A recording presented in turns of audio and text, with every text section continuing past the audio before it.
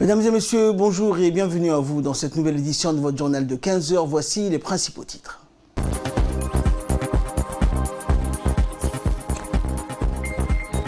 Le ministre de l'économie et des finances préside le lancement de la semaine mondiale de l'entrepreneuriat.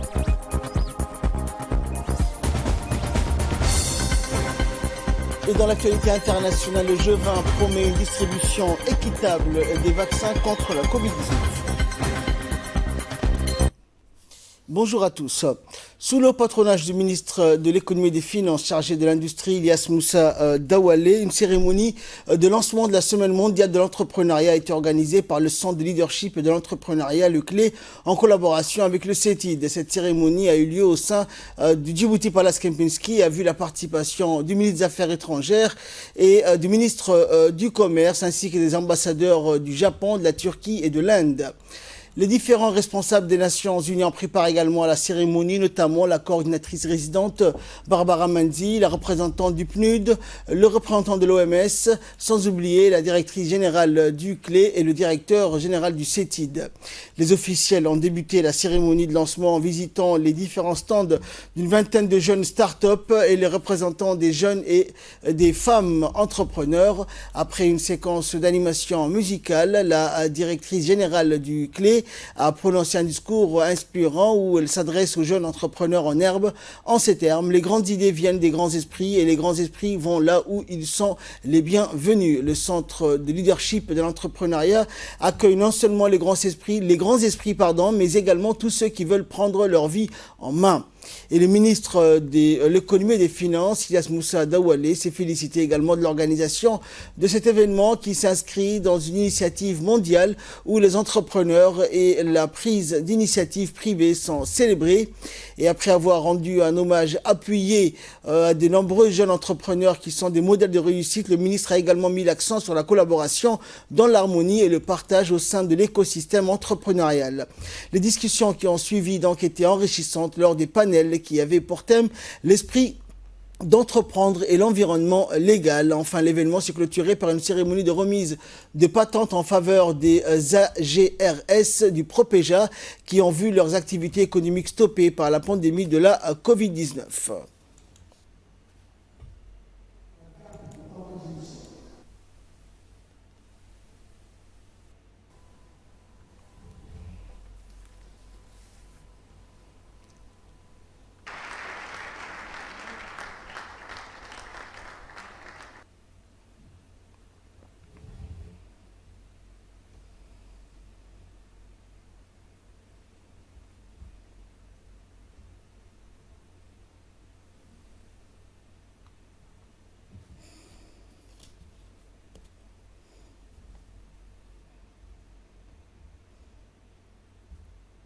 C'est avec fierté et gaieté de cœur que je suis parmi vous aujourd'hui pour cette journée solennelle qui marque le lancement officiel de la Semaine mondiale de l'entrepreneuriat, plus connue sous le nom de Global Entrepreneurship Week à Djibouti. Et je suis d'autant plus contente car celle-ci marque fort heureusement le rendez-vous annuel privilégié des dirigeants, des partenaires au développement et vous, chers jeunes entrepreneurs. Excellence, Monsieur le ministre de l'Économie et des Finances, je voudrais tout particulièrement vous exprimer ma reconnaissance pour votre présence à nos côtés, malgré votre calendrier que je sais très chargé. Plus qu'un témoignage de l'importance que vous accordez à l'entrepreneuriat des jeunes, ce geste constitue, à mes yeux, un signal fort de votre engagement à œuvrer pour le bien-être des jeunes ainsi qu'à une croissance économique davantage inclusive. Mesdames et messieurs, il n'est un secret de polichinelle que la machine économique d'un pays tourne grâce aux efforts conjugués des multiples mains que sont les décideurs politiques, les entrepreneurs et la société civile, et que la création d'entreprises et l'innovation continue sont les clés de voûte d'une économie ne souffrant d'aucune anomalie. Comme vous le savez, le président de la République a mis en place une politique participative, inclusive et bienveillante qui, tout en préservant les acquis du passé, forge une nouvelle culture de l'entrepreneuriat. C'est en parfaite cohérence avec cette volonté que le CLE a été créé jour pour jour, heure pour heure, il y a 2 ans de cela, pour vous, aspirants entrepreneurs. Ne manquez pas de saisir cette chance. Et de son côté, le ministre de l'économie et des finances, Ilyas Moussa Daoualé, s'est félicité de l'organisation de cet événement qui s'inscrit dans une initiative mondiale où les entrepreneurs et la prise d'initiatives privées sont célébrés. On l'écoute. Je vais essayer d'être court dans mon intervention ce matin parce qu'on a beaucoup plus besoin d'écouter, de vous écouter que de vous raconter. Voilà 2 ans, comme disait la directrice générale du centre Clé, qu'un projet qui tenait à cœur le chef de l'État et que j'ai eu l'honneur de conduire avec une équipe très brillante a pu voir le jour. 2 ans, naturellement, c'est très court pour l'humain, mais c'est encore beaucoup plus court pour une institution comme celle de Clé, qui a pour vocation de transformer tout un état d'esprit d'un pays, parce que cet état d'esprit, il consiste à vouloir toujours aller vers l'administration, à toujours chercher des emplois publics, des marchés publics, mais également des opportunités autour de l'administration. Or, on sait que l'administration publique toute seule ne peut pas répondre aux besoins de plus en plus croissants de notre population, mais surtout de cette population très jeune, de plus en plus éduquée, de plus en plus ouverte et qui aspire à une vie de plus en plus meilleure. Donc, le Centre de leadership et de l'entrepreneuriat, sa mission principale consiste à participer à créer un écosystème d'un esprit entrepreneur. Et c'est de cela qu'il s'agit aujourd'hui durant cette semaine africaine de l'entrepreneuriat. Mais 2 ans, nous avons également vu des talents émerger en République de Djibouti. Et ils sont très nombreux.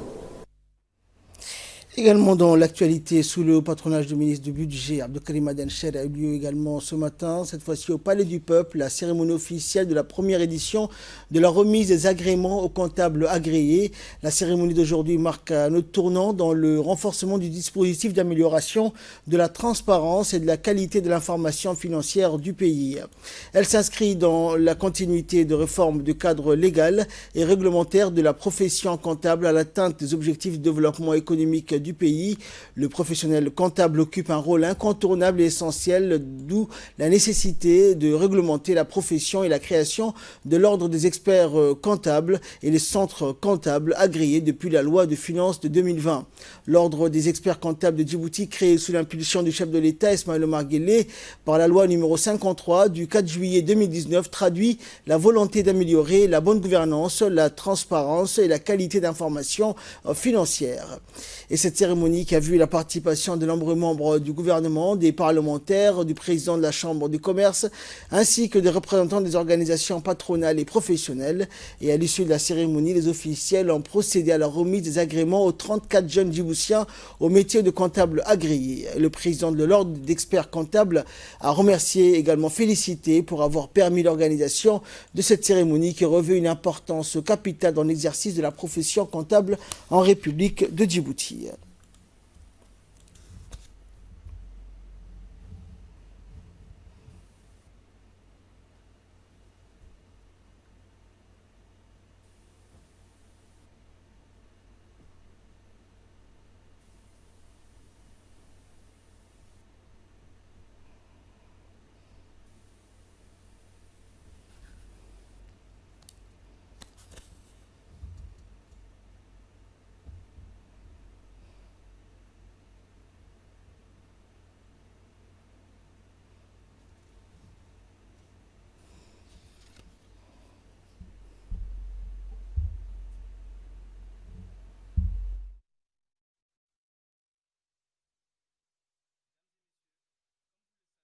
La cérémonie d'aujourd'hui marque un autre tournant dans le renforcement du dispositif d'amélioration de la transparence et de la qualité de l'information financière dans notre pays.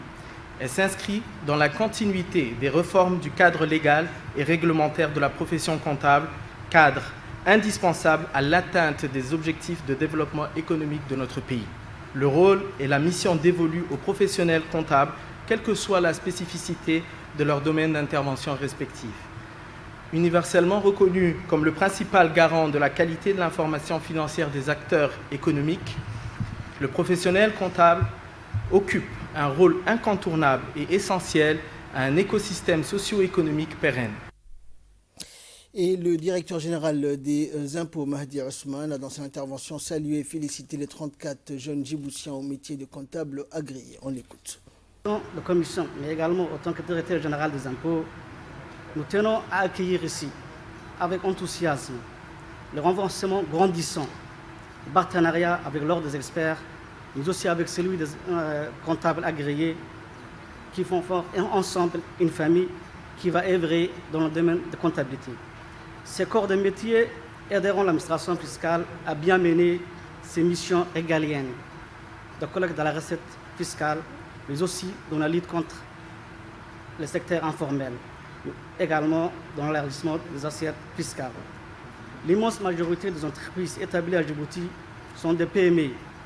Les grandes entreprises, si leur part dans l'économie est importante, sont bien nombreuses. Quelques dizaines d'entreprises. La fiscalité des PME obéit donc à des règles spécifiques. Le législateur a voulu favoriser ces entreprises qui peuvent également pas respecter les obligations comptables et fiscales lourdes et qui constituent le cœur des tissus économiques du pays. L'administration fiscale djiboutienne a mis en place depuis de nombreuses années un processus d'accompagnement fiscal des PME et des TPE. Le but affiché de cette initiative consiste à créer des emplois, formalisant une activité jusqu'à là dans le secteur informel. Chaque comptable agréé va autour de lui créer 3 postes d'emploi. Mais elle va surtout de pair avec la volonté du gouvernement d'instaurer un environnement favorable pour les petites et moyennes entreprises. Les 34 comptables agréés qui sont consacrés tout à l'heure vont suivre à partir du mois de janvier une formation de quelques mois au centre d'application financière. Cette formation portera essentiellement sur les fondamentaux de la déontologie de comptables professionnels, la fiscalité des entreprises et bien évidemment la comptabilité commerciale. Voilà, donc c'était l'appel à prière de l'As. Nous retrouvons la suite de notre journal. Nous étions donc au Palais du Peuple pour la cérémonie officielle de la première édition de la remise des agréments aux comptables agréés. Et le secrétaire général du ministère du Commerce, Ali Daoud, a prononcé un discours dans lequel il s'est réjoui de participer à cette cérémonie officielle de la première édition de la remise des agréments aux comptables agréés. On l'écoute. Avec un grand plaisir que je participe à cette cérémonie de remise des attestations d'agrément à ces jeunes comptables. Cette cérémonie s'inscrit pleinement dans la politique de formalisation dont mon département est en charge. Mesdames et messieurs, la politique de formalisation désigne un processus dans lequel s'engagent les entreprises lorsqu'elles formalisent leurs activités. Ce processus revêt plusieurs dimensions. Tout d'abord, bien évidemment, l'enregistrement et obtention d'une autorisation d'exercer,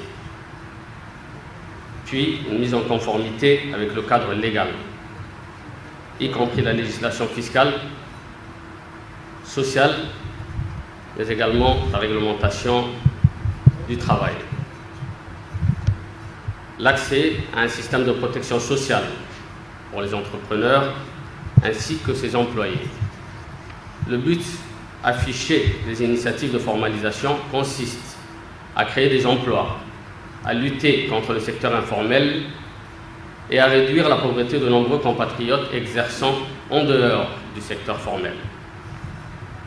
Ainsi, pour le gouvernement et notre pays, la formalisation des micro, petites et moyennes entreprises va de pair avec un environnement favorable aux entreprises. Elle alimentera aussi les recettes fiscales qui sont elles-mêmes nécessaires afin de fournir des biens et des services à la population. Par la suite, elle offre aussi aux PME et aux TPE la voie vers des financements, des services et des technologies d'appui aux entreprises et les rend moins exposées aux sanctions de l'État et plus compétitives sur le marché. Et enfin, clôturant la série des interventions, le ministre du Budget, Abdelkarim Adencher, a donc salué les membres de la commission d'agrément pour l'organisation de cette cérémonie qui marque un tournant décisif dans la vulgarisation de la comptabilité auprès des TPE-PME. On écoute le ministre. Avec un réel plaisir que je vous souhaite une chaleureuse bienvenue à cette cérémonie des remises des attestations d'agrément. Je voudrais d'emblée saluer les membres de la commission d'agrément ici présents pour l'initiative qu'ils ont pris d'organiser cette cérémonie qui marque un tournant décisif dans la vulgarisation de la comptabilité auprès des TPE et des PME. Mesdames et messieurs, bien que la contribution des TPE et PME à la vie économique et sociale de notre pays ne soit plus à démontrer, leur gestion bâtit des savoirs contextuels et des techniques formelles de comptabilité encore faibles. La cérémonie de ce jour intervient dans le cadre d'un processus qui a démarré depuis plusieurs années.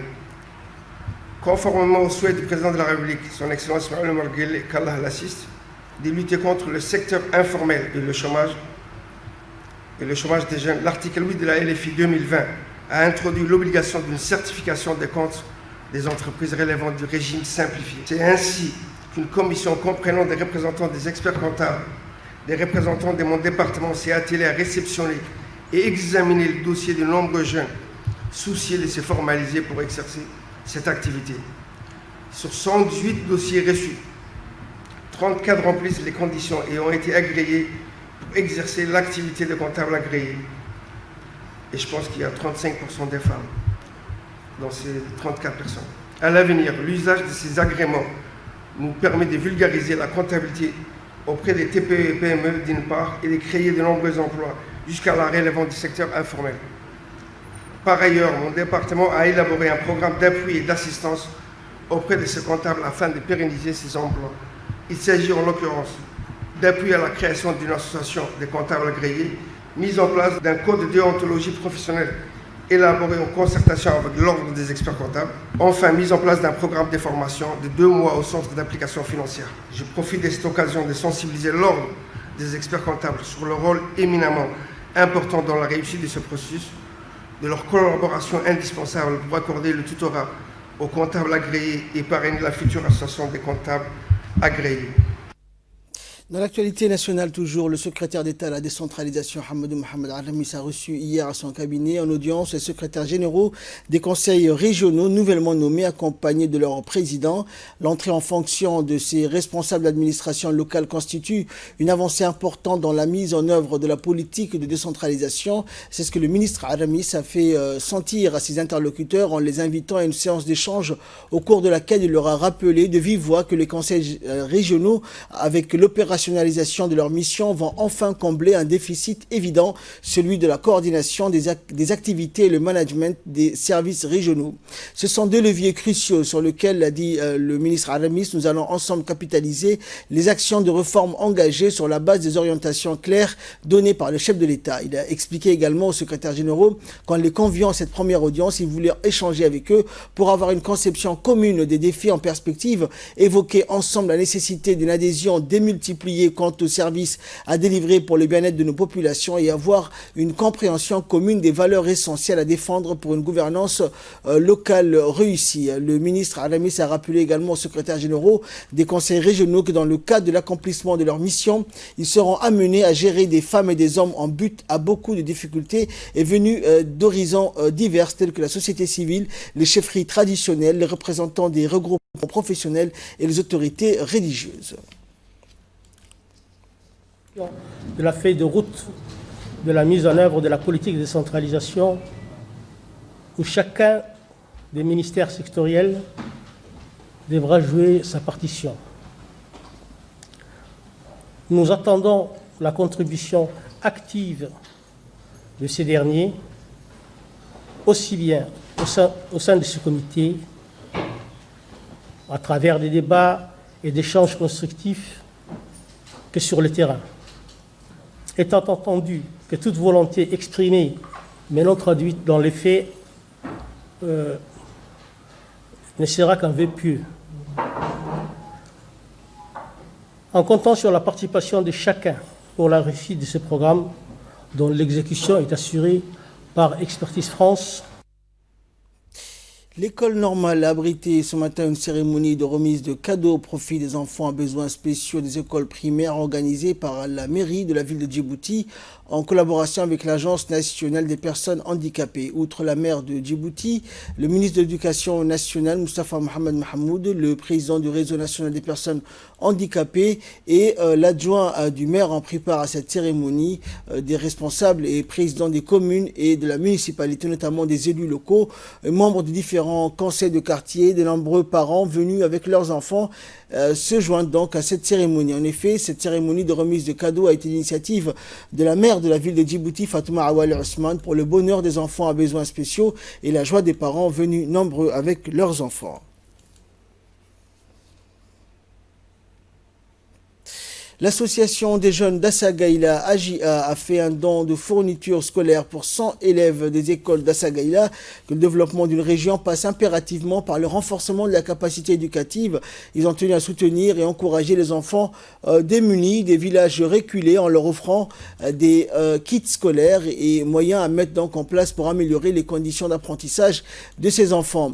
Le rôle des parents d'élèves a été pointé du doigt car l'investissement personnel de ces derniers est primordial à l'encouragement et à la réussite de l'enfant. En effet, de nombreuses personnes de la localité telles que les Oukal, le directeur de l'école, les parents d'élèves, les enseignants, les élèves et les villageois ont participé, ont soutenu l'association sur l'action qu'ils ont menée. Enfin, le donc local général, le directeur de l'école ont tous remercié donc l'association AJA pour tout le soutien qu'ils apportent sans cesse aux élèves ainsi qu'à leur village.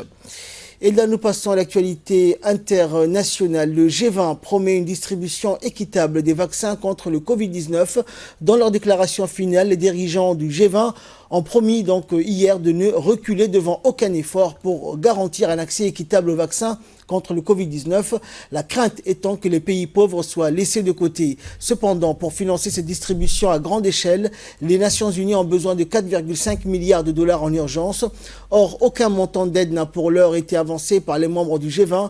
La chancelière allemande Angela Merkel s'est dit d'ailleurs inquiète de la lenteur des discussions avec les laboratoires pour fournir le vaccin aux nations les plus pauvres. Le président français Emmanuel Macron a lui appelé ses homologues à aller plus loin, plus vite, selon l'Elysée, en faisant don de doses, en nouant des partenariats industriels ou encore en partageant la propriété intellectuelle. Et toujours en ce qui concerne les pays les plus pauvres, les ONG attendent donc du G20 une extension de la suspension du service de la dette jusqu'à fin 2021. Décidée mi-avril, la mesure qui permet aux pays pauvres de concentrer leurs ressources sur la lutte contre le Covid-19 a été prolongée il y a un mois jusqu'au 30 juin 2021.